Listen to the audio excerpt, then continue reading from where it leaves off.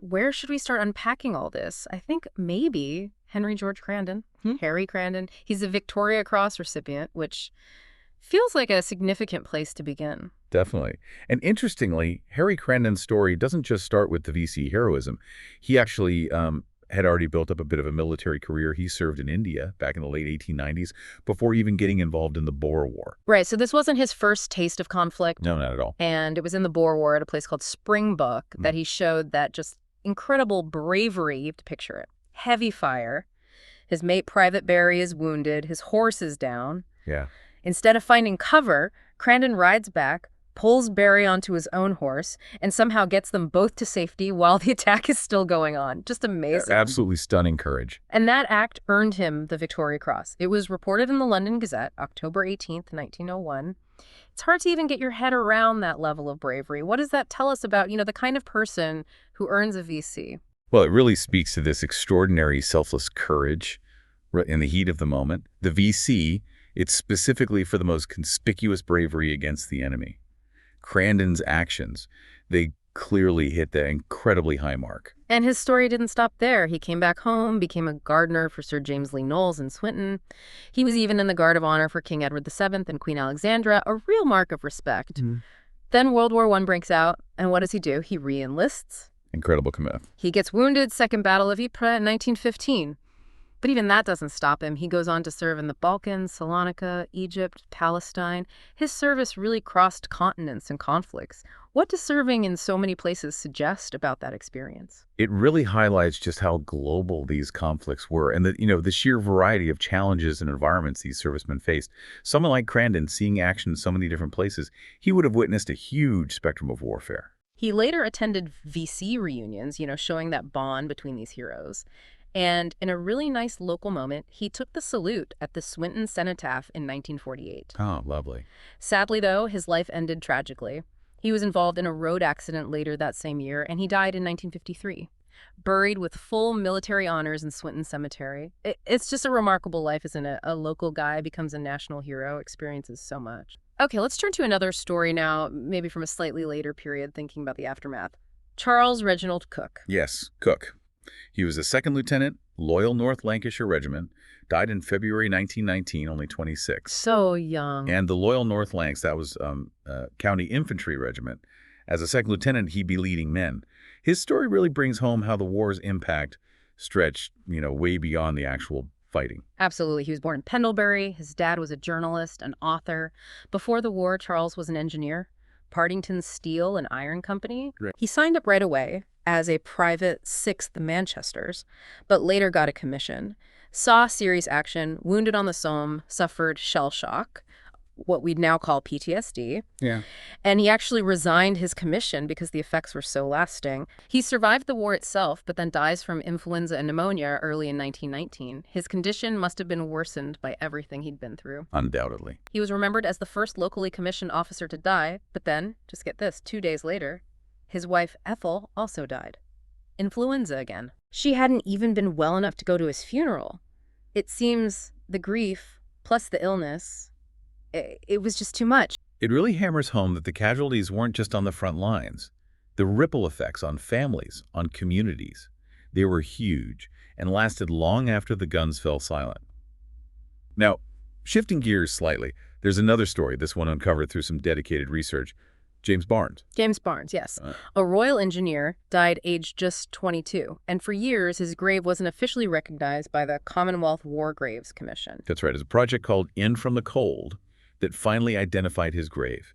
He was officially recognized in April 2012. What does the work of projects like that tell us? Well, it really highlights this ongoing commitment to remember everyone who served, doesn't it? Even those whose stories might have been lost. It's about historical accuracy, making sure sacrifices aren't forgotten. We know he enlisted in 1914. He was only 19, a pipefitter apprentice. Served overseas from July 1915, but was sent back home ill by the end of 1916. Discharged as unfit early 1917, and died less than a year later, tuberculosis. And it was directly linked to his war service. Such a common story, sadly. The conditions. And there's a really sad connection to his brother, Alfred, Lancashire Fusiliers. Alfred was killed on the Somme, July 1916.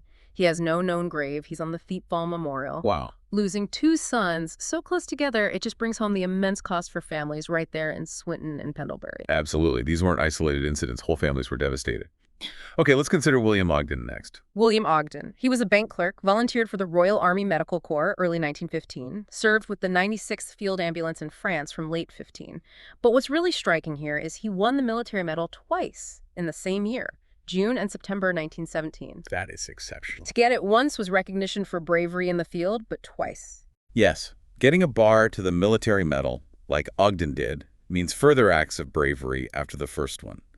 Our sources don't spell out the exact actions, but it's crystal clear he showed repeated courage under fire. Incredible. Sadly, he died of wounds March 1918, buried in Aberville Cemetery on the Somme. And it's interesting you mentioned Aberville. That was the site of No. 2 Stationary Hospital at times. We'll see that connection again later. Right. Now let's shift focus slightly again. A different kind of connection. Two brothers, David and Daniel Davies. Ah, yes, the rugby players. Both Swinton players, both enlisted in the Lancashire Fusiliers in World War I. But David, known as Di Davies, Yeah. he had this amazing sporting career before the war. Yeah. Spotted playing rugby, signed for Swinton for £20. Then, get this, when Swinton hit financial trouble, he signed for Bolton Wanderers as their goalkeeper. No way. From rugby to It goalie. was quite the switch. And what's really amazing is he won Welsh caps in both rugby and football. He's apparently the only player ever to play in both a Rugby League Challenge Cup final and an FA Cup final. That is truly unique, an incredible achievement. He came back to play for Swinton later. Both he and Daniel were involved in organizing sports for the PALS battalions during the war, and they stayed involved with the local amateur football club afterwards. Shows that strong community spirit, doesn't it? It really does. Strong local ties. Okay, moving on, let's talk about John Bailey. John Bailey, able seaman, Royal Naval Volunteer Reserve, died February 1919, aged only 24 from illness. Another post-armistice death. Yeah. His early life in Swinton gives us that little snapshot. Holyrood School, worked at the Agecroft engine sheds, enlisted in the Navy in 17. His record has some interesting details, physical description, very good character assessment. But what really jumps out is where he served. Africa, Spain, Italy, Egypt, multiple trips to New York and Canada. Wow. That's a world away from the trenches we usually picture. What does his service tell us? It just underscores the huge naval side of the war, doesn't it? Yeah. And all the different ways people contributed beyond the Western Front. His service literally took him across the globe. Different dangers, different health risks, too. He came back to England January 1919, ended up in hospital and died there. Pneumonia following malaria. Malaria. Another risk of that global service. His funeral was at Holyrood. Local sailors and soldiers attended, but interestingly, no full naval funeral because, well, there wasn't a naval base right there. Makes sense. Okay, now let's consider Henry Gregory. Henry Gregory. Lancashire Fusilier, died May 1918, aged 33. Enlisted 1915, likely part of the 20th Battalion, a Bantam battalion. Ah, the Bantams. For men under the usual height requirement, Gregory was just 5 foot tall. We also know he had tattoos. 2 flags, a man's head, 3 acorns. Little details that paint a picture. Yeah. Before the war, he was a miner, and this is significant. He'd had a bad accident in the mine about 18 years before enlisting. Fractured tibia, ribs, shoulder, and knee injuries. Ouch. Long-term issues from that, likely. Exactly. Despite that, he enlists, but he's quickly put on light duties and then discharged, July 1916, permanently unfit. He even applied for a pension, but it was denied because his disabilities weren't deemed war-related. That's tough. His death, nearly 2 years after discharge, it really highlights the lingering impact of those pre-war industrial injuries in that community, doesn't it?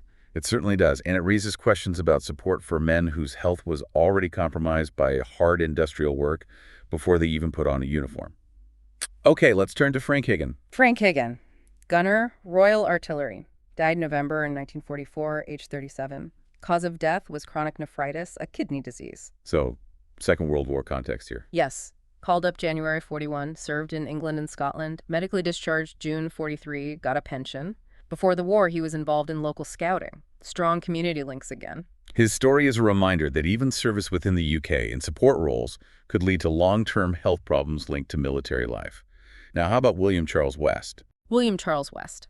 He was in the King's Liverpool Regiment, then transferred to the Labour Corps. Right, the Labour Corps. Essential non-combat work, but often very heavy manual labor. He died in November 1918. Before the war, he was a boiler stoker and, get this, He'd already done 12 years in the Navy. Wow, a long history of service and hard work. His record even notes he was strong as a boy, used to hard graft, served in France 15 months despite having hammer toes. Imagine marching with that. Agony. What's really telling is the record of his health breaking down. Reported sick May 1918, multiple hospital admissions, including Aden, persistent cough, back pain, vertigo, headaches. A doctor suspected an enlarged heart, probably ended up in Chelsea Hospital. It just paints a picture of the cumulative physical toll, doesn't it? What? Years of hard labor, then the demands of military service on top. Definitely. Okay, next up, John William Ostick, Machine Gun Corps. Died February 1919, age 27. Machine Gun Corps, often right in the thick of it. His service record is just, wow. Look at the battles. Saint-Eloi, Albert, Vimy Ridge, the Somme, Arras, Bullecourt, Messines, Ypres, Passchendaele, Cambrai. It's like a roll call of the Western Front's major offensives. Incredible. To have survived all that, the physical and psychological strain must have been immense. And tragically, he was gassed. Not once, but twice. Oh, horrific. He was eventually invalided out December 1918. His death was officially put down to the effects of gas poisoning. Just a terrible, stark reminder of what chemical warfare meant. Truly awful. Okay, let's move into the Second World War now. Harold Coward. Harold Coward. He was a Home Guard volunteer, died January 1941, aged 43, part of B Company, Moorside Platoon, Winton Home Guard. Right, the Home Guard. Playing that crucial local defense role. He worked at Corn Products Limited, had a pre-existing knee injury from work. His story shows that even service close to home wasn't without risk. He died during a Home Guard march. Conditions were apparently really bad, poor weather. He collapsed. Oh. A post-mortem showed heart disease. Death was due to a heart attack. But despite just being in the Home Guard, he got a full military funeral. Guard of Honor, Union Jack on an Army carriage, 3 volleys fired, last coast, the works. That really shows the community's respect for that service, doesn't it? Even Home Guard duty was valued. It does. It recognized service in all its forms. Now, we have 2 members of the Irish Guards, Thomas Phippen and Peter Jones. Both died during military maneuvers down in Chichester, Sussex. Separate incidents, though. Vipond in April 41, Jones in November 44. So training accidents. Seems so. Vipond was only 21, a tinsmith's laborer before the war. Jones was even younger, just 18. He was an apprentice joiner in Swinton, called up in May 44. Tragic. Their deaths really highlight that military service was inherently dangerous, even away from combat zones. Risk was always there. Exactly. Now, Fred Hughes, aircraftman first class, RAF Volunteer Reserve, died April 1943, aged 21. His death was registered in Uxbridge, but sadly, that's all the detail we have. Right. And similarly, Stanley Eckersley. Yes, Stanley Eckersley. Signalman, Royal Corps of Signals. Died March 1942, only 19. Worked as a Kirk before the war.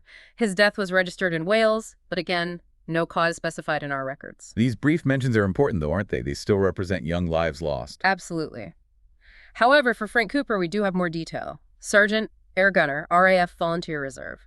Died February 1943, aged just 20. A very detailed and tragic story here. Air gunner. Oh. One of the most dangerous jobs in the RAF. He was on a bombing raid, Wilhelmshaven, in a Halifax bomber. Engine failed a coolant leak. They had to turn back. Tried an emergency landing near Driffield, but the plane crashed and caught fire. Oh, terrible. Frank and 6 other crew members died. And this wasn't just one plane, was it? It was part of a big raid. Yes, a large force, 177 aircraft, targeted Wilhelmshaven that night. Cloud cover made things difficult, but reports suggest the bombing was effective, caused a huge explosion at the Naval Ammo Depot. It just underlines how perilous those bombing missions were for the crews. Definitely. Now let's switch to a story of quite extraordinary courage. Charles Russell, able seaman, Royal Navy, died November 1945, age 40. He was awarded the George Medal. What's the significance of the George Medal? Well, the George Medal is awarded for acts of great bravery, but not in direct combat with the enemy.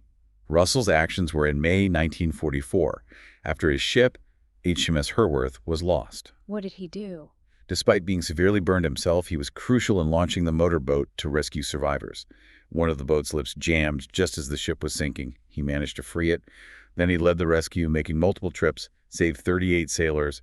His citation mentions his undaunted courage, determination, and seamanship.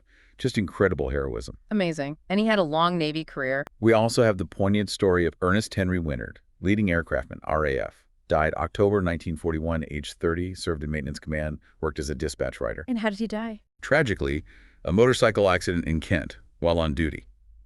Killed instantly. But what makes his story particularly resonant, quite heartbreaking actually, What's that? his father was killed in World War I. He's buried in Abbeville Communal Cemetery in France. Oh, wow. 2 generations of loss in one family. That really hits home. He does. Then there's Malcolm Whittle, driver, Royal Army Service Corps, died November 1947, age 27. Crucially, his death was attributed to his war service, even though it was over 2 years after the war ended.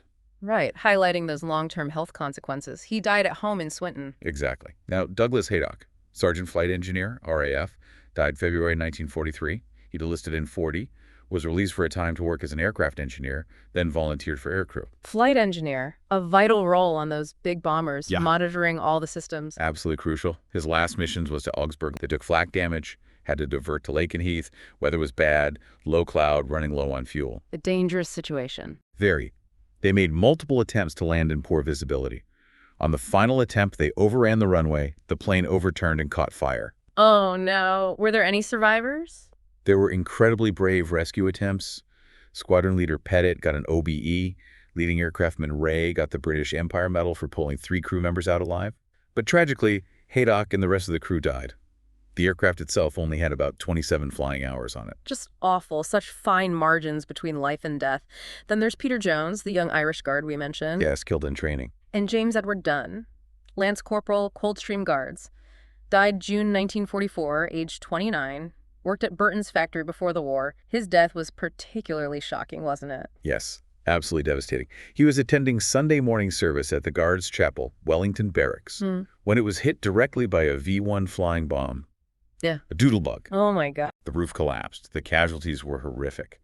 121 killed, 141 injured. It was the single worst V-1 attack incident in London during the whole war. Yeah. Just shows the indiscriminate terror of those weapons. Apparently, the Bishop of Maidstone survived because he was shielded by the altar. Unbelievable. Then we have Fred Barlo, aircraftman first class, died September 1944, age 29. His death was registered in Ince, Lancashire. An obituary thanks staff at Radington Hospital, so likely illness or an accident. And you mentioned Donald Traynor briefly. Yes, his death was much later due to an IRA bomb in Northern Ireland.